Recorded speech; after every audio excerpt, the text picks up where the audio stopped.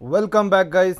ರಾಜಾ ಶಿವಾಜಿ ಮೂವಿಯ second half ವಿಡಿಯೋಗೆ ಸ್ವಾಗತ. ಫಸ್ಟ್ ಹಾಫ್ ನ ನೋಡ್ಕೊಂಡು ಬಂದಿದ್ರೆ ಅನ್ಕೊಂಡಿದ್ದೀನಿ. ನೋಡದೆ ಬಂದಿದ್ರೆ ಪಿನ್ನುಡ್ ಕಮೆಂಟ್ ಅಲ್ಲಿರೋ ವಿಡಿಯೋ ಲಿಂಕ್ ಮೇಲೆ ಕ್ಲಿಕ್ ಮಾಡಿ ಈಗಲೇ ಹೋಗಿ ನೋಡಿ, ನಂತರ ಈ ವಿಡಿಯೋಗೆ ಬನ್ನಿ. ಆಲ್ರೆಡಿ ನೋಡಿರೋರು ಮುಂದುವರೋಣ ಬನ್ನಿ. ಅಫ್ಜಲ್ ಖಾನ್ ಶಿವಾಜಿ ಮೇಲೆ ಯುದ್ಧ ಮಾಡೋಕೆ ದಂಡಯಾತ್ರೆ ಹೊರಟಿರೋ ವಿಷಯ ಶಹಾಜಿ ರಾಜಗೆ ತಿಳಿದಾಗ ಕಾನೋಜಿ ಅವರನ್ನ ನೀನು ಈಗಲೇ ಶಿವಾಜಿಯ ಸಹಾಯಕ್ಕೆ ಹೋಗು ಅಂತ ಕಳಿಸ್ಕೊಡ್ತಾರೆ. ಇಲ್ಲಿ ನೋಡಿದ್ರೆ ಯಾವ ನಾಯಕರುಗಳಿಂದ ನಮಗೆ ಸಹಾಯ ಆಗುತ್ತೆ ಅಂತ ಶಿವಾಜಿ ಎಣಿಸಿದ್ರೋ ಅವರೆಲ್ಲ ಅಫ್ಜಲ್ ಖಾನ್ಗೆ ಹೆದರಿ ಅವನು ಕೊಟ್ಟ ಉಡುಗೊರೆಗಳನ್ನ ತಗೊಂಡು ಎಲ್ಲರೂ ಅವನ ತೆಕ್ಕೆಗೆ ಹೋಗಿದ್ದಾರೆ. ರಾಜೆ, ಯಾರನ್ನೆಲ್ಲ ನೀವು ಪೋಷಿಸಿದ್ರೋ ಅವರೆಲ್ಲ ಸ್ವರಾಜ್ಯದ ಆಕಾಂಕ್ಷೆಯನ್ನ ಬಿಟ್ಟು ಅಫ್ಜಲ್ ಕಡೆ ವಾಲ್ ಬಿಟ್ಟಿದ್ದಾರೆ. ನಾವು ಮೊದಲು ಇಂಥವರನ್ನ ದಂಡಿಸಬೇಕು ಅಂತ ಹೇಳಿದಾಗ ಶಿವಾಜಿ ಸ್ವಾರ್ಥ ಅವರನ್ನೆಲ್ಲ ನುಂಗು ಬಿಟ್ಟಿದೆ. ಸ್ವರಾಜ್ಯನೇ ನನ್ನ ಅಂತಿಮ ಗುರಿ, ಆದ್ರೆ ನನಗೆ ಈ ಯುದ್ಧನ ಒಬ್ಬಂಟಿಯಾಗಿ ಮಾಡೋ ಅನಿವಾರ್ಯ ಉಂಟಾಗುತ್ತೆ ಅಂತ ಅನಿಸ್ತಿದೆ ಅಂತ ಹೇಳ್ತಿರ್ತಾರೆ. ಆಗ ಕಾನೋಜಿ ಬಂದು ನಿಮ್ಮ ಗುರಿಗೆ ನಾವು ಕೈ ಜೋಡಿಸ್ತಿದೀವಿ ಅಂತಾರೆ. ಆಗ ಶಿವಾಜಿ, ಕಾನೋಜಿ ಅವರೇ, ಇಷ್ಟು ತಡವಾಗಿ ಬರ್ತೀರಾ ಅಂತ ಅನ್ಕೊಂಡಿರ್ಲಿಲ್ಲ. ಅಫ್ಜಲ್ ಖಾನ್ ಆಮಿಷಗಳು ನಿಮ್ಮ ದಾರಿಗೆ ಅಡ್ಡ ಆಗಿದ್ವಾ ಅಂತ ಕೇಳ್ತಾರೆ. ಅದಕ್ಕೆ ಕಾನೋಜಿ, ರಾಜ, ಇಲ್ಲಿಗೆ ಶಹಾಜಿ ರಾಜಗೆ ಮಾತು ಕೊಟ್ಟು ಬಂದಿದ್ದೀನಿ ಅಂತ ಹೇಳ್ತಾರೆ. ಆಗ ಶಿವಾಜಿ, ಇರಬಹುದು, ಆದ್ರೆ ಇವತ್ತು ನನ್ನ ಬೆಂಬಲಕ್ಕೆ ಬಂದಿರೋ ನೀವು ಮುಂದೆ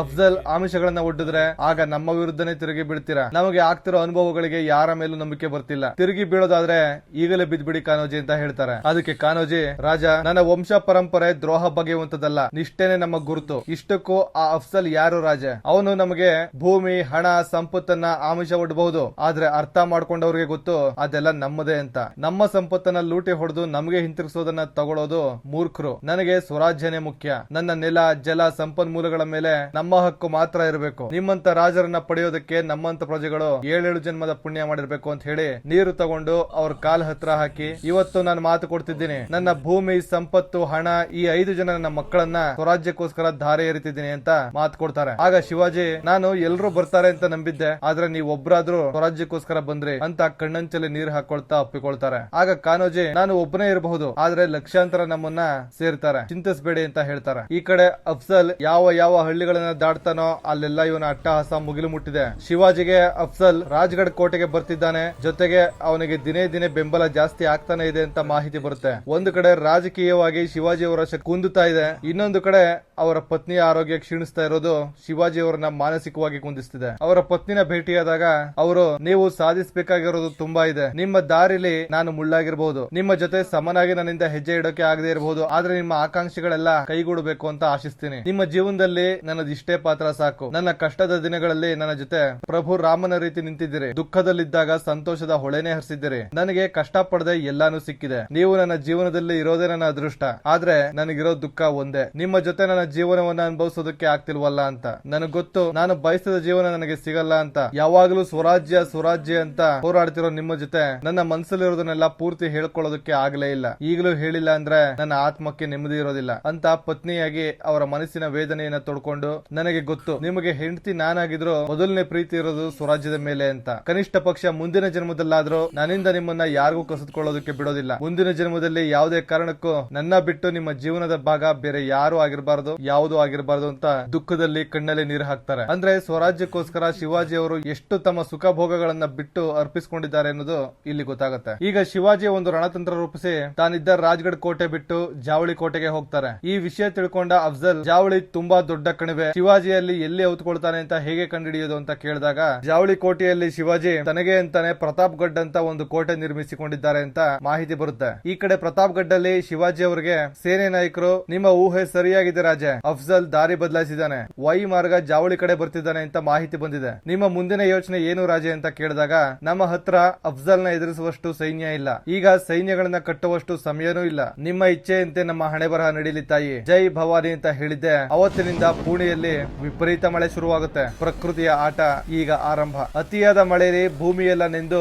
ಮಣ್ಣಿನ ರಸ್ತೆಗಳಲ್ಲಿ ಅಫ್ಜಲ್ ಸೈನ್ಯದ ಬಂಡಿಗಳ ಚಕ್ರ ಹೂತ್ಕೊಳ್ಳುತ್ತೆ. ಸಹ್ಯಾದ್ರಿ ಬೆಟ್ಟಗಳಲ್ಲಿ ಮುಂಗಾರು ಶುರುವಾದ್ರೆ 3 ತಿಂಗಳವರೆಗೂ ಮಳೆ ನಿಲ್ಲೋದಿಲ್ಲ. ಇಲ್ಲಿಂದ ಪ್ರಯಾಣ ಮುಂದುವರಿಸೋದಕ್ಕೆ ಆಗಲ್ಲ ಅಂತ ಅಫ್ಜಲ್ ವೈಯಲ್ಲೇ ಶಾಮಿಯಾನ ಹಾಕಿಸ್ತಾನೆ. ಶಿವಾಜಿ ಅವರ ಸೈನ್ಯದ ಒಬ್ಬ ನಾಯಕ, ಜಗದಂಬ ನಮ್ಮ ಪ್ರಾರ್ಥನೆಗೆ ಪ್ರತಿಫಲ ಕೊಟ್ಟಿದ್ದಾಳೆ, ಮಳೆ ಹೊಡೆತಕ್ಕೆ ಅಫ್ಜಲ್ ವೈಯಲ್ಲೇ ಉಳ್ಕೊಂಡಿದ್ದಾನೆ ಅಂತ ಬಂದು ಹೇಳಿದಾಗ ಶಿವಾಜಿ, ಅಫ್ಜಲ್ ಅಲ್ಲೇ ಅಲ್ಲೇ ಶಾಮಿಯಾನ ಹಾಕಿರಬಹುದು, ಆದ್ರೆ ಸುಮ್ನೆ ಅಂತೂ ಕುಳಿತಿರೋದಿಲ್ಲ ಅಂತ ಚದುರಂಗದ ಕೈ ನಡೆಸ್ತಾರೆ. ಅಫ್ಜಲ್ ಕೃಷ್ಣಾಜಿ ಅನ್ನೋ ದೂತನನ್ನ ನೀನು ಪ್ರತಾಪ್ಗಢ್ಗೆ ಹೋಗಿ ಶಿವಾಜಿಗೆ ತುಂಬಾ ದಿನ ಇಲ್ಲಿ ಬಿಲದಲ್ಲಿ ಔತ್ಕೊಳ್ಳೋಕೆ ಆಗಲ್ಲ ಅಂತ ಹೇಳಿ ಬಾ ಅಂತ ಕಳಿಸ್ತಾರೆ. ಅಫ್ಜಲ್ ಖಾನ್ ಕಡೆಯ ಇಬ್ಬರು ಸಂದೇಶವಾಹಕರು ರಾಜ್ಗಢ ಕೋಟೆ ತಲುಪಿ ಅಲ್ಲಿ ಒಬ್ಬ ಸೈನಿಕನು ಕೂಡ ಇಲ್ಲ ಅಂತ ವಾಪಸ್ ಬಂದು ಹೇಳ್ತಾರೆ. ಆಗ ಅಫ್ಜಲ್ ಶಿವಾಜಿಯಿಂದ ಏನಾದ್ರು ಸಂದೇಶ ಇದೆಯಾ ಅಂತ ಕೇಳ್ತಾನೆ. ಇಲ್ಲಿವರೆಗೂ ಇಲ್ಲ ಅಂತ ಹೇಳ್ತಾರೆ. ಈಗ ಅಫ್ಜಲ್ ಮಗ ನಾವು ಶಿರ್ವಾಲ್ ಮತ್ತೆ ಸಾಸ್ವಾಡ್ ಕೋಟೆನ ಆಕ್ರಮಿಸೋಣ ಅಂತ ಹೋದ್ರೆ ಅಲ್ಲಿಂದ ಎಲ್ಲರೂ ಜಾಗ ಖಾಲಿ ಮಾಡಿದ್ದಾರೆ ಅಂತ ಹೇಳ್ತಾರೆ. ಆಗಲೂ ಅಫ್ಜಲ್ ಶಿವಾಜಿಯಿಂದ ಏನಾದ್ರು ಸಂದೇಶ ಇದೆಯಾ ಅಂತ ಕೇಳ್ತಾನೆ. ಇಲ್ಲ ಅಂತ ಹೇಳ್ತಾರೆ. ಅಫ್ಜಲ್ ಅವರ ಕಡೆಯವರು ಬಂದು ಎಲ್ಲರೂ ನಮಗೆ ಶರಣಾಗ್ತಿದ್ದಾರೆ, ಯಾರು ನಮ್ಮ ವಿರುದ್ಧ ದಂಗೆಗೆ ಬರ್ತಿಲ್ಲ ಅಂತ ಹೇಳಿದಾಗಲೂ ಅಫ್ಜಲ್ ಶಿವಾಜಿಯಿಂದ ಏನಾದ್ರು ಉತ್ತರ ಬಂದಿದ್ಯಾ ಅಂತ ಕೇಳ್ತಾನೆ.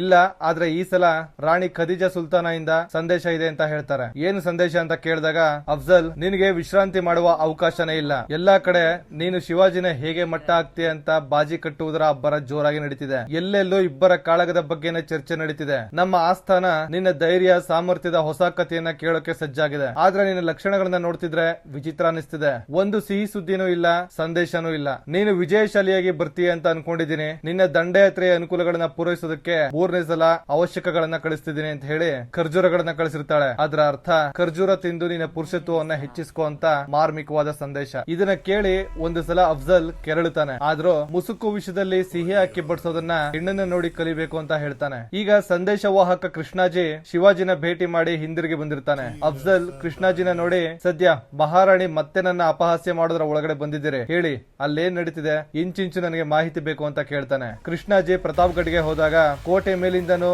ಮಳೆ ನೀರು ಹರ್ಕೊಂಡು ನದಿ ತರ ಬರ್ತಾ ಇರುತ್ತೆ. ಶಿವಾಜಿ ಅವರ ಪಂತ್ ಕೃಷ್ಣಾಜಿನ ನಮ್ಮ ಕಣಿವೆಗಳಲ್ಲಿ ಧಾರಾಕಾರ ಮಳೆ ಸರ್ವೇ ಸಾಮಾನ್ಯ ಅಂತ ಹೇಳಿ ಸ್ವಾಗತ ಮಾಡ್ಕೊಳ್ತಾರೆ. ಕೃಷ್ಣಾಜಿ ಒಳಗಡೆ ಗಮನಿಸ್ತಿದ್ರೆ ಎಲ್ಲರೂ ತುಂಬಾ ಬ್ಯುಸಿಯಾಗಿದ್ದಾರೆ. ಪ್ರತಿಯೊಂದು ಚಲನವಲನಗಳ ಮೇಲೂ ಸೂಕ್ಷ್ಮವಾಗಿ ಗಮನಿಸ್ತಾ ಇರ್ತಾರೆ. ಒಂದು ಕೊಠಡಿ ಒಳಗಡೆ ಬಿಸಿನೀರು ತಗೊಂಡು ಹೋಗ್ತಾ ಇರ್ತಾರೆ. ಗಾಳಿಲಿ ಪೂರ್ತಿ ಗಿಡ ಮೂಲಿಕೆಗಳ ವಾಸನೆ ಕೂಡಿರುತ್ತೆ. ಶಿವಾಜಿ ಅವರನ್ನ ಭೇಟಿ ಮಾಡಬೇಕು ಅಂತ ಎಷ್ಟು ಸಲ ಕೇಳಿದ್ರು ನಮ್ಮ ಭೇಟಿನ ಮುಂದೂಡ್ತಾನೆ ಇದ್ರು. ಶಿವಾಜಿ ಇದ್ದ ಕೊಠಡಿಯಿಂದ ಔಷಧಿ ಕುಟ್ಟುವ ಶಬ್ದ ಬರ್ತಿತ್ತು. ಪದೇ ಪದೇ ಬಿಸಿ ನೀರು ಒಳಗಡೆ ಹೋಗ್ತಿತ್ತು. ಆದ್ರೆ ನನ್ನನ್ನ ಮಾತ್ರ ಒಳಗಡೆ ಬಿಡ್ತಿರ್ಲಿಲ್ಲ. ಕೊನೆಗೆ 3 ದಿವಸದ ನಂತರ ಶಿವಾಜಿನ ಭೇಟಿ ಮಾಡೋದಕ್ಕೆ ಬಿಟ್ರು. ಒಳಗಡೆ ಹೋಗಿ ನೋಡಿದ್ರೆ ಶಿವಾಜಿ ಕಂಬಳಿ ಹೊತ್ಕೊಂಡು ಬಿಸಿ ನೀರಿನ ಶಾಖ ತಗೊಳ್ತಿದ್ರು. ನನ್ನನ್ನ ನೋಡಿದಾಗ ನಡುಕ್ತಿದ್ದ ಕೈಗಳನ್ನ ಶಿವಾಜಿ ಹಿಂದಕ್ಕೆ ಎಳ್ಕೊಂಡ್ರು. ಆದ್ರೆ ಕಣ್ಣಲ್ಲಿ ಆಯಾಸ ಎದ್ದು ಕಾಣ್ತಿತ್ತು. ನಾನು ಬಿಜಾಪುರ್ ಸುಲ್ತಾನ್ ಕಮಾಂಡರ್ ಅಫ್ಜಲ್ ಖಾನ್ ಅವರ ಸಂದೇಶವಾಹಕನಾಗಿ ಬಂದಿದ್ದೀನಿ. ಅಫ್ಜಲ್ ಖಾನ್ ಅವರು ನಿಮ್ಮ ಜೊತೆ ಭೇಟಿ ಮಾಡಲು ಬಯಸ್ತಿದ್ದಾರೆ ಅಂತ ಹೇಳಿ ಪತ್ರ ಕೊಡ್ತಾನೆ. ಪಂತ್ ಆ ಪತ್ರ ತೆಗೆದು ಓದ್ತಾರೆ.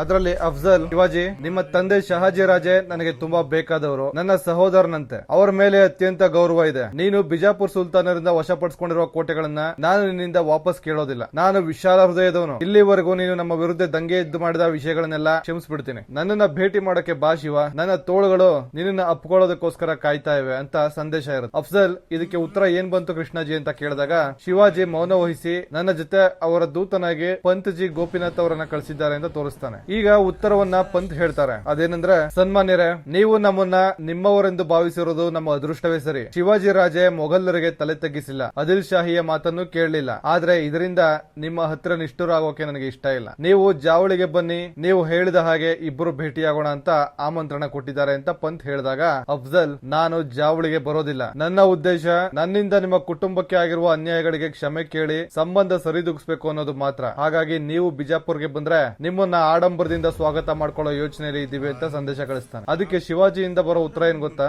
ಪಂತ್ ಬಂದು, ನಮ್ಮ ರಾಜ ನಿಮಗೆ ಹೆದರಿದ್ದಾರೆ. ಈಗಾಗಲೇ ಹಲವಾರು ಬಾರಿ ನಿಮ್ಮ ಮನಸ್ಸನ್ನ ನೋಯಿಸಿದ್ದಾರೆ. ಈಗ ನಿಮ್ಮನ್ನ ಭೇಟಿಯಾಗೋ ಭಯದಿಂದ ನಿದ್ದೆ ಇಲ್ಲದ ರಾತ್ರಿಗಳನ್ನ ಕಳೀತಿದ್ದಾರೆ ಅಂತ ಜಾಣ್ಮೆಯ ಉತ್ತರವನ್ನ ಕೊಡ್ತಾರೆ. ಆದ್ರೆ ಅಫ್ಜಲ್ ಇದನ್ನ ನೋಡಿದ ತಕ್ಷಣ ಜಾವಳಿಗೆ ಕಾಲಿಡೋಕೆ ನಾನು ಮೂರ್ಖ ಅಲ್ಲ ಅಂತ ಉತ್ತರ ಕಳಿಸ್ತಾನೆ. ಈ ಉತ್ತರದ ನಂತರ ಒಂದು ತಿಂಗಳಾದ್ರೂ ಮಳೆನೂ ನಿಂತಿರಲ್ಲ. ಶಿವಾಜಿಯಿಂದ ಅಫ್ಜಲ್ಗೆ ಯಾವುದೇ ಉತ್ತರನೂ ಬರಲ್ಲ. ಒಂದು ತಿಂಗಳ ನಂತರ ಶಿವಾಜಿ ಅಫ್ಜಲ್ ಖಾನ್ಗೆ, ಬರೋದಾದ್ರೆ ನಮ್ಮ ಕೋಟೆಗೆ ಬರೋದಕ್ಕೆ ಹೇಳು, ನಾವು ಬಿಜಾಪುರಕ್ಕೆ ಬರೋದಿಲ್ಲ ಅಂತ ಫೈನಲ್ ಆನ್ಸರ್ ಕೊಟ್ಬಿಡ್ತಾರೆ. ಅಫ್ಜಲ್ ಏನೇ ಹೇಳಿದ್ರು ಶಿವಾಜಿ ಒಪ್ಪೋದಿಲ್ಲ. ನಮ್ಮಿಬ್ಬರ ಭೇಟಿಯಾದ್ರೆ ಅದು ಜಾವಳಿ ಕೋಟೆಯಲ್ಲಿ ಮಾತ್ರ ಅಂತ ಪಟ್ಟು ಹಿಡಿದು ಬಿಡ್ತಾರೆ. ದಿನಗಳು ಕಳೆದಂತೆಲ್ಲ ಮಹಾರಾಣಿಗೆ ತಾಳ್ಮೆಗಟ್ಟು ಇಷ್ಟು ದಿನ ಆದ್ರೂ ಇದು ಅಂತ್ಯ ಆಗ್ಲಿಲ್ಲ ಅಂತ ಅಫ್ಜಲ್ಗೆ ಬಳೆಗಳನ್ನ ಕಳಿಸ್ಕೊಡ್ತಾಳೆ. ಇದು ಅಫ್ಜಲ್ ಖಾನ್ ನ ತುಂಬಾನೇ ಕೆರಳಿಸುತ್ತೆ. ಅವಮಾನ ಸಹಿಸೋಕಾಗದೆ ಕೊನೆಗೂ ನಾನೇ ಜಾವಳಿಗೆ ಬರ್ತೀನಿ ಅಂತ ಒಪ್ಕೊಳ್ತಾನೆ. ವಿಷಯ ತಿಳಿದ ಶಿವಾಜಿ ತಂದೆ ಶಹಾಜಿ ರಾಜೇ, ಅಫ್ಜಲ್ ಮೊದಲೇ ಬೆನ್ನಿಗೆ ಚೂರಿ ಹಾಕುವವನು, ಯಾವುದಕ್ಕೂ ನಮ್ಮ ಸೈನ್ಯದ ಜೊತೆ ಸಿದ್ಧ ಇರೋದಕ್ಕೆ ಹೇಳು ಅಂತ ಶಿವಾಜಿಗೆ ಸಂದೇಶ ಕಳಿಸ್ತಾರೆ. ಇದೇ ಟೈಮ್ ಅಲ್ಲಿ ಶಿವಾಜಿ ಅವರ ಪತ್ನಿ ತೀರ್ಕೊಂಡಿದ್ದಾರೆ ಅಂತ ವಿಷಯ ಬರುತ್ತೆ. ಪಾಪ ಶಿವಾಜಿ ಅವರ ಪರಿಸ್ಥಿತಿ ಹೇಗಿರುತ್ತೆ ಅಂದ್ರೆ, ಅವರ ಪತ್ನಿಯ ಅಂತ್ಯಕ್ರಿಯೆಗೂ ಹೋಗೋದಕ್ಕಾಗಲ್ಲ. ಒಂದು ಕಡೆ ರಾಜಕೀಯದ ಒತ್ತಡ, ಇನ್ನೊಂದು ಕಡೆ ಪತ್ನಿ ಆಗಲಿದ ನೋವು. ಈ ಬದುಕಲ್ಲಿ ನನ್ನ ಗಂಡ ನನಗೆ ಸಮಯ ಕೊಡ್ತಿಲ್ಲ ಅಂತ ಅವರ ಪತ್ನಿ ಹೇಳಿದ್ದ ನೋವಿನ ಮಾತುಗಳು ಕಿವಿಯಲ್ಲಿ ಗುನುಗುತ್ತಾ ಇರ್ತವೆ. ಅದಕ್ಕಿಂತ ನೋವಾಗೋದು ಅಂದ್ರೆ ಅಂತ್ಯ ಸಂಸ್ಕಾರಕ್ಕೂ ಹೋಗೋಕೆ ಆಗದೆ ಇರುವಂತ ಅನಿವಾರ್ಯ ಶಿವಾಜಿ ಅವರನ್ನ ತುಂಬಾ ಕುಗ್ಸುತ್ತೆ. ಶಿವಾಜಿ ರಾಜ ನಾಯಕರು ಯಾವ ಕಡೆಯಿಂದ ನೋಡಿದ್ರು ನಮ್ಮ ಸೈನ್ಯದ ಬಲ ಅಫ್ಜಲ್ ಸೈನ್ಯದ ಬಲಕ್ಕೆ ಸರಿದೂಗಕ್ಕೆ ಆಗಲ್ಲ ಅಂತ ಕಳವಳ ವ್ಯಕ್ತಪಡಿಸಿದಾಗ ಕಾನೋಜಿ ಅವರು ಬರ್ತಾರೆ. ಆಗ ಶಿವಾಜಿ ರಾಜೆ ಒಬ್ಬರೇ ಬಂದ್ರ ಕಾನೋಜಿ ಅವರೇ, ಸದ್ಯ ನೀವಾದ್ರೂ ಬಂದ್ರಲ್ಲ ಬಿಡಿ ಅಂದಾಗ ಕಾನೋಜಿ ನಾನು ಒಬ್ಬನೇ ಬಂದಿಲ್ಲ ರಾಜೆ ಅಂತ ಹೇಳಿ ಸಾವಿರಾರು ಜನ ಮರಾಠಿಗರನ್ನ ಕರ್ಕೊಂಡು ಬಂದಿರೋದನ್ನ ತೋರಿಸ್ತಾರೆ. ಅವರೆಲ್ಲ ಶಿವಾಜಿ ಮುಂದೆ ಬಂದು ನಮಸ್ಕಾರ ಮಾಡ್ತಾರೆ. ಕಾನೋಜಿ ರಾಜ ಇವರೆಲ್ಲ ತನ್ನ ಕುಟುಂಬಗಳನ್ನ ಬಿಟ್ಟು ವೀರಮರಣ ಅಪ್ಕೊಳ್ಳೋಕೆ ಬಂದಿದ್ದಾರೆ ಅಂತ ಹೇಳ್ತಾರೆ. ಈಗ ಶಿವಾಜಿ ಅವರು ಎಲ್ಲರನ್ನು ಉದ್ದೇಶಿಸಿ ಹೇಳ್ತಾರೆ, ಯಾರಾದ್ರೂ ಸಾವಿಗೆ ಹೆದರದೆ ಇರುವ ವೀರ ಹೇಗೆ ಕಾಣ್ತಾನೆ ಅಂತ ನನ್ನನ್ನ ಕೇಳಿದ್ರೆ ನಿಮ್ಮನ್ನ ತೋರಿಸೋ ರೀತಿ ಕಾಣಿಸ್ತಾ ಇದ್ದೀರಾ. ನಾವು ಯಾರಿಗೋಸ್ಕರ ಹೋರಾಡ್ತಿದೀವಿ, ನೀವೆಲ್ಲ ಇಲ್ಲಿ ಸೇರಿರೋದು ಯಾರಿಗೋಸ್ಕರ? ನಿಮಗೋಸ್ಕರನಾ? ಕಾನೋಜಿ ಅವ್ರಿಗೋಸ್ಕರನಾ? ನನಗೋಸ್ಕರನಾ? ನಾನು ಹೇಳ್ತೀನಿ ಕೇಳಿ. ನೀವು ಪ್ರತಿದಿನ ಮನೆಯಿಂದ ಹೊರಗಡೆ ಬರ್ಬೇಕಾದ್ರೆ ನಿಮ್ಮನ್ನ ನಗುಮುಖದಿಂದ ಕಳ್ಸಿಕೊಡ್ತಾರಲ್ಲ, ಅವ್ರಿಗೋಸ್ಕರ ಈ ಹೋರಾಟ. ನಮ್ಮ ಗುದ್ದಾಟ ಗಾಳಿ ಜೊತೆ ಎನ್ಸಿದ್ರು ಪರವಾಗಿಲ್ಲ, ಹೋರಾಡಿ ಪ್ರಾಣ ಅರ್ಪಿಸಬೇಕೆ ಹೊರತು ಗುಲಾಮರಾಗಿ ಬದುಕೋ ಆಸೆ ಮಾಡಬಾರ್ದು. ನಮ್ಮದು ಪುಣ್ಯ ಭೂಮಿ. ಈ ಭೂಮಿ ಮಣ್ಣಲ್ಲಿ ಬೆಳೆ ಬೆಳಿತೀವಿ. ಈ ಪುಣ್ಯ ಭೂಮಿಲಿ ನಮ್ಮ ಮಕ್ಕಳು ಬೆಳಿತಾರೆ. ಆದಿಲ್ ಶಾಹಿ, ಅಫ್ಜಲ್ ಖಾನ್ ಅಂತವರು ನೂರಾರು ಆನೆ ಬಲ, ಸೇನೆ ಬಲ, ಆಯುಧ ಬಲಗಳ ಜೊತೆ ಬಂದು ನಮ್ಮ ಪವಿತ್ರ ಭೂಮಿನ ಅಪವಿತ್ರ ಮಾಡಿ ನಮ್ಮ ಮರಾಠಿಗರನ್ನ ಅವಮಾನಿಸ್ತಿದ್ದಾರೆ. ನಾವು ಬಿಜಾಪುರ್ ಸುಲ್ತಾನರಿಗೆ ತೋರಿಸಬೇಕು, ನಿಮ್ಮಿಂದ ಮರಾಠಿಗರನ್ನ ನಾಶ ಮಾಡಲು ಆಗಲ್ಲ ಅಂತ. ಮರಾಠಿಗರು ಬೂದಿ ಮುಚ್ಚಿದ ಕೆಂಡದಂತೆ, ಬೆಂಕಿಯಾಗಿ ಆಚೆ ಬಂದ್ರೆ ಅವರ ಶಾಖ ಹೇಗಿರುತ್ತೆ ಅಂತ ತಿಳಿಸಬೇಕು. ನಮ್ಮ ರಕ್ತಕ್ಕೆ ಒಂದು ಉದ್ದೇಶ ಇದೆ, ಆ ಉದ್ದೇಶನ ಪೂರೈಸುವ ಸಮಯ ಈಗ ಬಂದಿದೆ. ಒಂದು ವಿಷಯ ನೆನ್ಪಿಟ್ಕೊಳ್ಳಿ, ಶತ್ರು ಪಡೆ ಎಷ್ಟೇ ಬಲಶಾಲಿ ಇರಲಿ, ನಮ್ಮ ಒಂದು ನಿರ್ಣಾಯಕ ನಿಲುವಿನಿಂದ ಅವರನ್ನ ಸೋಲಿಸಬಹುದು. ನಾನು ನನ್ನ ಜನ್ಮಭೂಮಿಗೆ ತಾಯಿ ಕೈ ಬೆರಳು ಹಿಡ್ಕೊಂಡು ಬಂದವನು. ಆ ದಿನ ಪೂಣೆಗೆ ಒದಗಿದ್ದ ಸ್ಥಿತಿ ನನ್ನ ಮನಸ್ಸನ್ನ ಈಗಲೂ ಕಾಡುತ್ತೆ. ಅದಕ್ಕಿಂತಲೂ ನನ್ನ ಕಣ್ಣಲ್ಲಿ ಕಟ್ಟದಂಗೆ ಆಗಿರೋ ದೃಶ್ಯ ಅಂದ್ರೆ ವಯಸ್ಸಾದ ವೃದ್ಧೆಯನ್ನ ಭೇಟಿ ಮಾಡಿದಾಗ ನಾನು ಅವಳ ಕಣ್ಣಲ್ಲಿ ಬರೀ ಪೂಣೆಯ ನೋವನ್ನು ಮಾತ್ರ ನೋಡ್ಲಿಲ್ಲ, ನನ್ನ ಇಡೀ ಜನ್ಮಭೂಮಿಯನ್ನ ನೋಡಿದೆ. ಆ ಅಸಹಾಯಕ ಕಣ್ಣುಗಳಲ್ಲಿ ಮನೆ ಕಳ್ಕೊಂಡ ನೋವಿತ್ತು, ನಾಶವಾದ ದೇವರ ಗುಡಿಗಳು, ನಮ್ಮ ಧರ್ಮಕ್ಕೆ ಮಾಡಿದ ಅವಮಾನ. ಆ ವೃದ್ಧೆಯ ಕಣ್ಣುಗಳು ನನ್ನ ಅಮ್ಮನ ಕಣ್ಣುಗಳಿದ್ದ ಹಾಗೆ. ಆ ಕಣ್ಣುಗಳು ನಿಮ್ಮೆಲ್ಲರ ತಾಯಿಯ ಕಣ್ಣುಗಳಿದ್ದ ಹಾಗೆ. ಅವತ್ತು ನನ್ನ ಕಣ್ಣು ತೆರೆಸಿದ ಕಣ್ಣುಗಳೇ ನಮ್ಮ ದೇವಿ ಭವಾನಿಯ ಕಣ್ಣುಗಳು. ಅವತ್ತೇ ನಾನು ದೀಕ್ಷೆ ಪಡೆದೆ, ಈ ಕತ್ತಿಯಿಂದ ಮರಾಠಿಗರ ಗುಲಾಮಿಗರನ್ನ ಅಂತ್ಯಗೊಳಿಸ್ತೀನಿ, ನಮ್ಮ ಮಣ್ಣಿನ ಹೆಮ್ಮೆಯನ್ನ ಎತ್ತಿ ಹಿಡಿತೀನಿ ಅಂತ. ನಮ್ಮ ತಲೆಮಾರು ಮುಂದಿನ ಪೀಳಿಗೆಯವರಿಗೆ ಬೆಳಕನ್ನ ತಂದುಕೊಡ್ಬೇಕು. ನಮ್ಮ ಮುಂದಿನ ಪೀಳಿಗೆಯವರ ಭವಿಷ್ಯ ಇವತ್ತಿನ ನಮ್ಮ ದೃಢ ಸಂಕಲ್ಪದ ಮೇಲೆ ನಿಂತಿದೆ. ಹರ ಹರ ಮಹಾದೇವ್, ಹರ ಹರ ಮಹಾದೇವ್ ಅಂತ ಘೋಷಣೆಯನ್ನ ಕೂಗ್ತಾ ಎಲ್ಲರಲ್ಲೂ ಕಿಚ್ಚು ತುಂಬಿ ಯುದ್ಧಕ್ಕೆ ಹುರಿದುಂಬಿಸ್ತಾರೆ. ಈಗ ಅಫ್ಜಲ್ ಕಡೆಯಿಂದ ಕೃಷ್ಣಾಜಿ, ಶಿವಾಜಿ ಕಡೆಯಿಂದ ಪಂತ್ ನೆಗೋಸಿಯೇಷನ್ ಗೆ ಕೂರ್ತಾರೆ. ಅಫ್ಜಲ್ ಖಾನ್ ಸೈನ್ಯನ ವಯಾದಲ್ಲೇ ಬಿಟ್ಟು ಷರತ್ತಿನ ಪ್ರಕಾರ ಜಾವಳಿ ಬಂದು ತಲುಪಿದ್ದಾನೆ. ಇವರಿಬ್ಬರ ಭೇಟಿಗೆ ಈಗ ಕ್ಷಣಗಣನೆ ಆರಂಭವಾಗಿದೆ. ಶಿವಾಜಿ ಕಡೆಯಿಂದ ಪಂತ್ ಇದು ಖಾಸಗಿ ಭೇಟಿಯಾಗಿರ್ಬೇಕು ಅಂತ ಹೇಳ್ತಾರೆ. ಅದಕ್ಕೆ ಕೃಷ್ಣಾಜಿ ಒಪ್ಪಿಗೆ ಇದೆ ಅಂದ್ರೆ ಈ ಭೇಟಿಯಲ್ಲಿ ಆಯುಧಗಳನ್ನು ತರಬಹುದು ಅಂದಾಗ ಒಪ್ಪಿಗೆ ಇದೆ, ಆದ್ರೆ ಇಬ್ಬರಿಗಿಂತ ಹೆಚ್ಚು ಕಾವಲುಗಾರರು ಶಾಮಿಯಾನ ಒಳಗಡೆ ಬರಬಾರದು ಅಂತ ಹೇಳ್ತಾರೆ. ಆಗ ಕೃಷ್ಣಾಜಿ ಕನಿಷ್ಠ 10 ಜನ ಸೈನಿಕರನ್ನ ರಕ್ಷಣೆಗೆ ಹೊರಗಡೆ ನಿಲ್ಲಿಸ್ತೀನಿ ಅಂತ ಕೇಳ್ತಾರೆ. ಒಪ್ಕೊಂಡಿದೀವಿ, ಆದ್ರೆ ಅವರು ಶಾಮಿಯಾನಕ್ಕೆ ತುಂಬಾ ಹತ್ರ ಬರೋ ಹಾಗಿಲ್ಲ. ಇಬ್ರು ಕಡೆಯ ಕಾವಲುಗಾರಿಗೂ ಬಾಣ ಬಿಡುವ ಅಂತರದಲ್ಲಿ ಬಿಲ್ವಿದ್ಯೆಗಾರರನ್ನ ನಿಲ್ಸೋಣ ಅಂತ ಹೇಳ್ತಾರೆ. ಕೃಷ್ಣಾಜಿ ಒಪ್ಕೊಳ್ತಾರೆ. ಈಗ ಪಂತ್ ಅಫ್ಜಲ್ ಮೊದಲು ಶಾಮಿಯಾನದ ಒಳಗಡೆ ಬರ್ಬೇಕು ಅಂತ ಹೇಳ್ತಾರೆ. ತಕ್ಷಣ ಕೃಷ್ಣಾಜಿ ಇದಕ್ಕೆ ನಮ್ಮ ಒಪ್ಪಿಗೆ ಇಲ್ಲ, ನಮ್ಮ ಕಮಾಂಡರ್ ಯಾಕೆ ಮೊದಲೇ ಬಂದು ಶಿವಾಜಿ ರಾಜಗೆ ಕಾಯ್ತಾ ಕೂರ್ಬೇಕು ಅಂತ ಕೇಳ್ತಾರೆ. ಆಗ ಪಂತ್ ನೀವು ತಪ್ಪು ತಿಳ್ಕೊಳ್ತಿದ್ದೀರಾ, ಅಫ್ಜಲ್ ಸಾಹೇಬ್ರು ಮೊದಲು ಬಂದ್ರೆ ಶಾಮಿಯಾನದ ಒಳಗಡೆ ಪರಿಶೀಲನೆ ಮಾಡ್ಕೊಳ್ಳೋದಕ್ಕೆ ಅವಕಾಶ ಇರುತ್ತೆ ಅಂತ ಕನ್ವಿನ್ಸ್ ಮಾಡ್ತಾರೆ.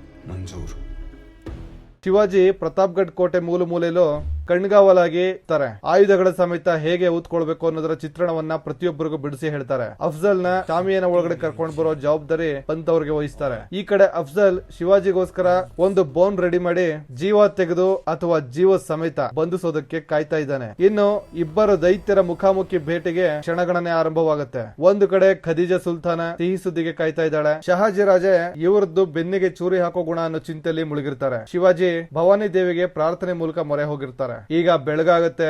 ಇಬ್ಬರು ಘಟಾನುಘಟಿಗಳು ಭೇಟಿಯಾಗೋ ಕ್ಷಣಗಳು ಹತ್ತಿರವಾಗ್ತಿವೆ. ಅಫ್ಜಲ್ ಅವನ ಅಂಗರಕ್ಷಕನಿಗೆ ಮೈಯೆಲ್ಲ ಕಣ್ಣಾಗಿರ್ಲಿ, ಯಾವುದೇ ಕಾರಣಕ್ಕೂ ಶಿವಾಜಿ ಇಲ್ಲಿಂದ ಜೀವಂತವಾಗಿ ಹೊರಗಡೆ ಹೋಗಬಾರದು ಅಂತ ಮೊದಲೇ ಸೂಚನೆ ಕೊಟ್ಟು ಶಾಮಿಯಾನ ಒಳಗಡೆ ಹೋಗ್ತಾನೆ. ಅಫ್ಜಲ್ ಈಗ ಶಾಮಿಯಾನ ಒಳಗಡೆ ಹೋಗ್ತಿದ್ದಾನೆ. ಈ ದೈತ್ಯ ಎಷ್ಟು ಎತ್ತರ ಇದ್ದಾನೆ ಅಂದ್ರೆ ಬಾಗಿಲು ಹತ್ರ ತಲೆ ತಗ್ಗಿಸಿ ಹೋಗ್ಬೇಕು. ಅಫ್ಜಲ್ ಶಾಮಿಯಾನ ಒಳಗಡೆ ಹೋದ್ಮೇಲೆ ಶಿವಾಜಿ ರಾಜ ಬರ್ತಿದ್ದಾರೆ. ಅಫ್ಜಲ್ ಶಾಮಿಯಾನದ ಒಳಗಡೆ ವ್ಯವಸ್ಥೆಗಳನ್ನ ನೋಡಿ, ಚಿನ್ನದ ಉಡುಗೊರೆಗಳನ್ನ ನೋಡಿ ಖುಷಿ ಆಗ್ತಾನೆ. ಈಗ ಶಿವಾಜಿ ರಾಜ ಶಾಮಿಯಾನದ ಕಡೆ ನಡ್ಕೊಂಡು ಬರ್ತಿದ್ದಾರೆ. ಕೊನೆಗೂ ಇಬ್ಬರು ದೈತ್ಯರ ಮುಖಾಮುಖಿ ಭೇಟಿಯಾಗುತ್ತೆ. ಶಿವಾಜಿಯನ್ನ ನೋಡಿದ ಅಫ್ಜಲ್ ಎಲ್ಲೆಲ್ಲೂ ಶಿವಾಜಿ ಅನ್ನೋ ಹೆಸರು ಗುನುಗ್ತಾ ಇದೆ. ಶಿವಾಜಿ, ನಿನ್ನ ಆತಿಥ್ಯದ ವೈಭವವನ್ನ ಮೆಚ್ಚಿದೆ. ಈ ಶಾಮಿಯಾನದಲ್ಲಿರೋ ಆಡಂಬರ ವೈಭವದ ವ್ಯವಸ್ಥೆ ನಮ್ಮ ಬಿಜಾಪುರ ಆಸ್ಥಾನದಲ್ಲೂ ಇಲ್ಲ ಅಂತ ಹೇಳ್ತಾನೆ. ಆಗ ಪಂತ್, ಖಾನ್ ಸಾಹೇಬ್ರೆ ನಾವು ಅತಿಥಿಗಳನ್ನ ಅಂತ ಏನೋ ಹೇಳಕ್ ಬರ್ತಾರೆ. ಅಫ್ಜಲ್ ತಕ್ಷಣ ಕೋಪ ಮಾಡ್ಕೊಂಡು ನಾನು ಇಲ್ಲಿಗೆ ಬಂದಿರೋದು ನಿನ್ ಜೊತೆ ಮಾತಾಡೋಕಲ್ಲ ಪಂತ್ ಅಂತ ಏರ್ ಧ್ವನಿಯಲ್ಲಿ ರೇಗ್ ಬಿಡ್ತಾನೆ. ಶಿವಾಜಿ ಅರ್ಥ ಮಾಡ್ಕೊಂಡು ಅವ್ರು ತಂದಿದ್ದ ಕತ್ತಿಯನ್ನ ಪಂತ್ಗೆ ಕೊಟ್ಟು ಹೊರಗಡೆ ಕಳಿಸ್ತಾರೆ. ಅಫ್ಜಲ್ ಕೃಷ್ಣಾಜಿಗೆ ಕೂಡ ಹೊರಗಡೆ ಹೋಗೋಕೆ ಸನ್ನೆ ಮಾಡ್ತಾನೆ. ಹೊರಗಡೆ ಎಲ್ಲರಲ್ಲೂ ನೀರವ ಮೌನ, ಒಳಗಡೆ ಏನಾಗ್ತಿದೆ ಅನ್ನೋ ಕೌತುಕ ಮನೆ ಮಾಡಿರುತ್ತೆ. ಈಗ ಅಫ್ಜಲ್ ಶಿವಾಜಿ ಅನ್ನೋ ಹೆಸರು ಕೇಳಿದಾಗ ನನ್ನ ತಲೆಯಲ್ಲಿ ಒಂದು ಚಿತ್ರ ಮೂಡ್ತಿತ್ತು, ಆದ್ರೆ ನಾನು ಅಂದುಕೊಂಡದಕ್ಕಿಂತ ನಿನ್ನ ಎತ್ತರ ಕಡಿಮೆ ಇದೆ ಅಂತ ಹೇಳ್ತಾನೆ. ಅದಕ್ಕೆ ಶಿವಾಜಿ ಆದಿಲ್ ಶಾಹಿಗಿಂತ ಎತ್ತರ ಇದ್ದೀನಿ ಅಂತ ಊಹೆ ಮಾಡಿದ್ರಲ್ಲ, ಅಷ್ಟು ಸಾಕು, ನನಗೆ ಸಂತೋಷ ಇದೆ ಅಂತ ಹೇಳ್ತಾರೆ. ಆಗ ಅಫ್ಜಲ್ ನನ್ನ ತಲೆಯಲ್ಲಿರೋ ಊಹೆಗಳು ಒಂದ್ ಕಡೆ ಇರ್ಲಿ, ನಿನ್ನ ತಲೆಯಲ್ಲಿ ಏನು ಓಡ್ತಿದೆ ಶಿವಾಜಿ ಅಂತ ಕೇಳ್ತಾನೆ. ಅದಕ್ಕೆ ಶಿವಾಜಿ ಸ್ವರಾಜ್ಯ ಅಂತ ಹೇಳ್ತಾರೆ. ಅದಕ್ಕೆ ಅಫ್ಜಲ್ ಸ್ವರಾಜ್ಯ ಸ್ವರಾಜ್ಯ ಸ್ವರಾಜ್ಯ ಸ್ವರಾಜ್ಯ ನನ್ನ ವೃತ್ತಿ ಜೀವನದಲ್ಲಿ ಅತಿ ಹೆಚ್ಚು ನನ್ನ ಕಿವಿಗೆ ಬಿದ್ದಿರೋ ಪದ ಇದು. ಅಷ್ಟಕ್ಕೂ ಈ ಮಣ್ಣಂಗಟ್ಟಿ ಸ್ವರಾಜ್ಯ ಅಂದ್ರೆ ಏನು ಅಂತ ಕೇಳ್ತಾನೆ. ಅದಕ್ಕೆ ಶಿವಾಜಿ ಪದ ಬಳಕೆಯಲ್ಲಿ ಸ್ವಲ್ಪ ಎಚ್ಚರ ಇರ್ಲಿ, ಸ್ವರಾಜ್ಯ ಅರ್ಥದ ಆಳ ತಿಳಿದ್ರೆ ನೀವು ಹೆಮ್ಮೆಯಿಂದ ಕೇಸರಿ ಧ್ವಜವನ್ನ ಎತ್ತಿ ಹಿಡಿತೀರಾ ಅಂತ ಹೇಳ್ತಾರೆ. ಆಗ ಅಫ್ಜಲ್ ನೀನು ತುಂಬಾ ಧೈರ್ಯವಂತ ಶಿವ, ನಿನ್ನ ಒತ್ತಾಯದ ಮೇರೆಗೆ ನಾನು ಇಲ್ಲಿವರೆಗೂ ಬಂದಿದ್ದೀನಿ. ಈಗ ನನ್ನ ಇಚ್ಛೆಯಂತೆ ನಿನ್ನ ಅಪ್ಪಿಕೊಳ್ಬೇಕು ಅನ್ನಿಸ್ತಿದೆ. ನಿನ್ನ ಮನವಿಗೆ ನಾನ್ ಬಾಗಿದ್ದೀನಿ, ಈಗ ನನ್ನ ಮನವಿಗೆ ನೀನು ಸ್ಪಂದಿಸಬೇಕು. ಬಾ ಶಿವ, ನಿನ್ನ ತಬ್ಬಿಕೊಳ್ಳುವ ಮನಸ್ಸಾಗಿದೆ ಅಂತ ಎರಡು ಕೈಗಳನ್ನ ಚಾಚ್ತಾನೆ. ಶಿವಾಜಿಗೆ ಗೊತ್ತು ಇವ್ರದ್ದು ಬೆನ್ನಿಗೆ ಚೂರಿ ಹಾಕೋ ಪ್ರವೃತ್ತಿ ಅಂತ, ಆದ್ರೂ ಶಿವಾಜಿ ಅವನ ಹತ್ರ ಬರ್ತಾರೆ. ಅಫ್ಜಲ್ ಎತ್ತರದ ಮುಂದೆ ಶಿವಾಜಿ ಕುಬ್ಜರಾಗಿ ಕಾಣಿಸ್ತಿರ್ತಾರೆ. ಈ ದೈತ್ಯ ಅವರನ್ನ ಮುಸಲ್ಮಾನರ ಪದ್ಧತಿಯಂತೆ ಒಂದು ಕಡೆ ಅಪ್ಕೊಳ್ತಾನೆ. ಶಿವಾಜಿ ತುಂಬಾ ಎಚ್ಚರಿಕೆಯಿಂದ ಇರಬೇಕು. ಈಗ ಇನ್ನೊಂದು ಕಡೆ ಅಪ್ಕೊಳ್ತಾನೆ. ತಕ್ಷಣ ಅಫ್ಜಲ್ ಶಿವಾಜಿನ ಎಳೆದು ಬಲವಾಗಿ ಸೊಂಟಕ್ಕೆ ಸೇರಿಸಿ ಪಟ್ಟಿ ಹಾಕ್ಬಿಡ್ತಾನೆ. ಕುತ್ತಿಗೆನ ಎಷ್ಟು ಬಲವಾಗಿ ಹಿಡಿದಿದ್ದಾನೆ ಅಂದ್ರೆ ಉಸಿರಾಡಕ್ಕೆ ಆಗ್ತಿಲ್ಲ. ಆ ರೀತಿ ಶಿವಾಜಿ ಅವರು ಬಿಡಿಸ್ಕೊಳ್ಳೋಕೆ ಎಷ್ಟು ಪ್ರಯತ್ನ ಪಟ್ಟರು ಆಗ್ತಿಲ್ಲ, ಕೂಗೋಕೂ ಆಗ್ತಿಲ್ಲ. ಅಫ್ಜಲ್ ನೀನು ಬಿಡಿಸ್ಕೊಳ್ಳೋಕೆ ಪ್ರಯತ್ನ ಪಟ್ಟಷ್ಟು ನನ್ನ ಹಿಡಿತದ ಉಯಿಲು ಬಿಗಿನೆ ಆಗುತ್ತೆ. ಇಷ್ಟೇ ನಿಮ್ಮ ಮರಾಠಿಗರ ಸಾಮರ್ಥ್ಯ, ಇದು ದಂಗೆಕೋರರಿಗೆ ಸಿಗೋ ಫಲಿತಾಂಶ. ಇಲ್ಲಿಂದಾಚೆಗೆ ಸ್ವರಾಜ್ಯ ಅಂತ ದಂಗೆ ಹೇಳೋರಿಗೆ ಇವತ್ತು ಬುದ್ಧಿ ಕಲಿಸ್ತೀನಿ. ಇವತ್ತು ನಿನ್ನ ಅಂತ್ಯ, ನಿನ್ನ ಜೊತೆ ಮರಾಠಿಗರ ಸ್ವರಾಜ್ಯದ ಕನಸು ಅಂತ್ಯ ಅಂತ ಹೇಳ್ತಾನೆ. ಶಿವಾಜಿ ಅವರಿಗೆ ಬಿಗಿಯಾದ ಪಟ್ಟಿಯಿಂದ ಉಸಿರುಗಟ್ಟಿ ಕಣ್ಣೆಲ್ಲ ಮಂಜಾಗ್ತಿದೆ. ಆಗ ಚಿಕ್ಕ ವಯಸ್ಸಿಂದ ಇವರಿಂದ ಆದ ದಬ್ಬಾಳಿಕೆಗಳನ್ನ ನೆನಪಿಸ್ಕೊಳ್ತಾರೆ. ಅಫ್ಜಲ್ ಮೇಲ್ಗಡೆ ಶಂಭುಗೆ ನನ್ನ ನಮಸ್ಕಾರಗಳನ್ನ ತಿಳಿಸ್ಬಿಡು ಅಂತ ಹೇಳಿ ಚಾಕು ತೆಗೆದು ಬೆನ್ನಿಗೆ ಹಾಕ್ತಾನೆ. ಆದ್ರೆ ಅದು ಬೆನ್ನಿಗೆ ಹೊಕ್ಕೋದಿಲ್ಲ. ಇನ್ನೊಂದು ಕಡೆ ಹಾಕ್ತಾನೆ, ಆಗಲೂ ಒಳಗಡೆ ಹೋಗೋದಿಲ್ಲ. ಈಗ ಮೇಲ್ಗಡೆ ಬಟ್ಟೆನ ಹರಿದು ನೋಡಿದ್ರೆ ಒಳಗಡೆ ಕಬ್ಬಿಣದ ಕವಚನ ಇದೆ. ಶಿವಾಜಿ ಅವರ ಅಣ್ಣನ ಹತ್ಯಾಕಾಂಡ ನೆನ್ಸ್ಕೊಂಡಿದ್ದೆ ತಕ್ಷಣ ಎಚ್ಚರಗೊಂಡು ಅಫ್ಜಲ್ ನ ತಪ್ಪಿ ಹಿಡಿದು ಬಲಗೈ ತೋಳಿನ ಜಾಗದಲ್ಲಿ ಅವತಿಟ್ಟಿದ್ದ ಚಾಕು ತೆಗೆದು ಹೊಟ್ಟೆಗೆ ತಿವಿತಾರೆ. 3-4 ಬಾರಿ ತಿವಿದಾಗ ಅಫ್ಜಲ್ ಪಟ್ಟು ಸಡಿಲಗೊಳ್ಳುತ್ತೆ. ಈಗ ಶಿವಾಜಿ ಅಫ್ಜಲ್ಗೆ, ನೋಡು ಇದು ಮರಾಠರ ಸಾಮರ್ಥ್ಯ, ನಮ್ಗೆ ಪರಾಕ್ರಮದಿಂದ ಎದುರಾಳಿ ಜೊತೆ ಹೋರಾಡಲು ಗೊತ್ತೇ ಹೊರತು ಬೆನ್ನಿ ಹಿಂದೆ ಚೂರಿ ಹಾಕೋದಲ್ಲ. ನಿನ್ನಂತ ನಂಬಿಸಿ ದ್ರೋಹ ಬಗೆಯೋ ಯುದ್ಧದ ನೈತಿಕತೆ ಇಲ್ಲದ ಹೇಡಿಗಳಿಗೆ ಇದೇ ತಕ್ಕ ಶಾಸ್ತಿ ಅಂತ ಮತ್ತೆ ತಿವಿದು ಶಿವಾಜಿಯ ಅಂತ್ಯ ಆಗಬಹುದು, ಆದ್ರೆ ಸ್ವರಾಜ್ಯದ ಅಂತ್ಯ ಯಾವತ್ತೂ ಆಗೋದಿಲ್ಲ ಅಂತ ಹೇಳಿ ಅವರ ಸಿಗ್ನೇಚರ್ ಸ್ಟೈಲ್ ಕಬ್ಬಿಣದ ಹುಲಿ ಉಗುರು ತೆಗೆದು ನರಸಿಂಹ ಹಿರಣ್ಯ ಕಶಿಪು ಹೊಟ್ಟೆ ಬಗದ ಹಾಗೆ ಅಫ್ಜಲ್ ಹೊಟ್ಟೆನ ಸೀಳ್ ಹಾಕ್ತಾರೆ. ಅಫ್ಜಲ್ ಕಿರ್ಚೋ ಶಬ್ದ ಕೇಳಿ ಹೊರಗಡೆ ನಿಂತಿದ್ದ ಅವನ ಕಡೆಯವರು ಅಲರ್ಟ್ ಆಗಿ ಶಾಮಿಯಾನ ಕಡೆ ಹೋಗೋಕೆ ನೋಡ್ತಾರೆ. ಆದ್ರೆ ಅಷ್ಟರಲ್ಲಿ ಶಿವಾಜಿ ಅಫ್ಜಲ್ ಕುತ್ತಿಗೆಯನ್ನ ಸೀಳ್ ಬಿಡ್ತಾರೆ. ಹೊರಗಡೆ ಎರಡು ಪಡೆಗಳ ಮಧ್ಯೆ ಕಾಳಗ ಶುರುವಾಗುತ್ತೆ. ಶಿವಾಜಿ ಹೊರಗಡೆ ಬರ್ತಿದ್ದಂಗೆ ಅಫ್ಜಲ್ ಕಡೆಯ ಕೃಷ್ಣಾಜಿ ಅಟ್ಯಾಕ್ ಮಾಡೋಕೆ ನೋಡ್ತಾನೆ, ಆದ್ರೆ ಅವನನ್ನು ಮುಗಿಸಿ ಹಾಕ್ತಾರೆ. ಪಂತ್ ಹತ್ರ ಕತ್ತಿ ಇಸ್ಕೊಂಡು ಹೊರಗಡೆ ಬಂದಿದ್ದೆ ಅಫ್ಜಲ್ ಕಡೆ ಅವರ ಮೇಲೆ ಹುಲಿಯಂತೆ ಇರುತ್ತಾರೆ. ಒಬ್ಬೊಬ್ಬರನ್ನು ಕತ್ತರಿಸಬೇಕಾದ ಅಫ್ಜಲ್ ಅಂಗರಕ್ಷಕ ಶಿವಾಜಿ ಅಂತ ಏಕವಚನದಲ್ಲಿ ಕೂಕೊಂಡು ಹಿಂದೆಯಿಂದ ಕತ್ತಿ ಹಾಕೋಕೆ ಬರ್ತಾನೆ. ಆದ್ರೆ ಶಿವಾಜಿ ಅಂಗರಕ್ಷಕ ಜೀವ ಅವನ ಕೈಯನ್ನೇ ಕತ್ತರಿಸಾಕ್ತಾನೆ. ಅವನನ್ನ ಮಂಡಿ ಉರ್ಸಿ ಶಿವಾಜಿ ಅಲ್ಲ ಶಿವಾಜಿ ರಾಜೆ ಅನ್ಬೇಕು ಅಂತ ಹೇಳಿ ಅವನ ಕುತ್ತಿಗೆ ಸೀಳು ಹಾಕ್ತಾರೆ. ನಂತರ ಜೀವ, ರಾಜೆ ನೀವು ಹೊರಡಿ, ನಿಮ್ಮಿಂದ ರಾವಣನ ನಾಶ ಆಗಿದೆ, ಈಗ ಲಂಕೆ ಸುಡೋ ಕೆಲಸ ನನಗೆ ಬಿಡಿ ಅಂತ ಹೇಳಿ ಶಿವಾಜಿ ಅವರನ್ನ ಕಳಿಸ್ಕೊಟ್ಟು ಉಳಿದವರನ್ನ ಇವರು ನೋಡ್ಕೋತಾರೆ. ಸಿನಿಮಾದ ಕಾಲ್ಪನಿಕ ಕಥೆಗಳಲ್ಲಿ ನಾವೆಲ್ಲ ಒಬ್ಬ 50 ಜನ 100 ಜನನ ಹೊಡೆದು ಹಾಕೋದನ್ನ ನೋಡಿದಿವಿ. ಅದು ಕಲ್ಪನೆಯಲ್ಲಿ ಮಾತ್ರ ಸಾಧ್ಯ, ನಿಜ ಜೀವನದಲ್ಲಿ ಆ ರೀತಿ ಆಗಲ್ಲ. ಇದು ಶಿವಾಜಿ ಅವರ ನೈಜ ಘಟನೆ ಆದ್ರಿಂದ ಇಲ್ಲಿನ ಚಿತ್ರಣದ ವಾಸ್ತವತೆ ಬೇರೆ ಇರುತ್ತೆ. ಒಬ್ಬ ರಾಜನಿಗೆ ಸೈನ್ಯದ ಬಲ ಹೆಚ್ಚಿಸಿಕೊಳ್ಳೋದು ಎಷ್ಟು ಮುಖ್ಯನೋ ಅದೇ ರೀತಿ ಶತ್ರುವಿನ ಬಲಾಬಲ ತಿಳಿದುಕೊಳ್ಳೋದು, ಅದಕ್ಕೆ ತಕ್ಕ ತಂತ್ರಗಳನ್ನ ರೂಪಿಸೋದು ಅಷ್ಟೇ ಮುಖ್ಯ. ಅದಕ್ಕೆ ಮೊದಲಿಂದನೇ ಯೋಜನೆ ಹಾಕೊಂಡು ಅಫ್ಜಲ್ ಆನೆಗೆ ವಿಷ ಹಾಕಿಸಿ ಸಾಯಿಸಿರ್ತಾರೆ. ಹುಲಿ ಈಗ 2 ಹೆಜ್ಜೆ ಹಿಂದೆ ಇಟ್ರೆ ನಾಳೆ 10 ಹೆಜ್ಜೆ ಮುಂದೆ ಇಡಬಹುದು ಅನ್ನೋ ರಾಜಕೀಯ ಲೆಕ್ಕಾಚಾರ ಇದು. ಅದಕ್ಕೆ ಮೊದಲೇ ಅಫ್ಜಲ್ ದಾರಿಲಿ ಸಿಗೋ ಕೋಟೆಗಳನ್ನ ಮೊದಲು ಖಾಲಿ ಮಾಡಿಸ್ತಾರೆ. ಇದನ್ನೆಲ್ಲ ನೋಡಿ ಅಫ್ಜಲ್ಗೆ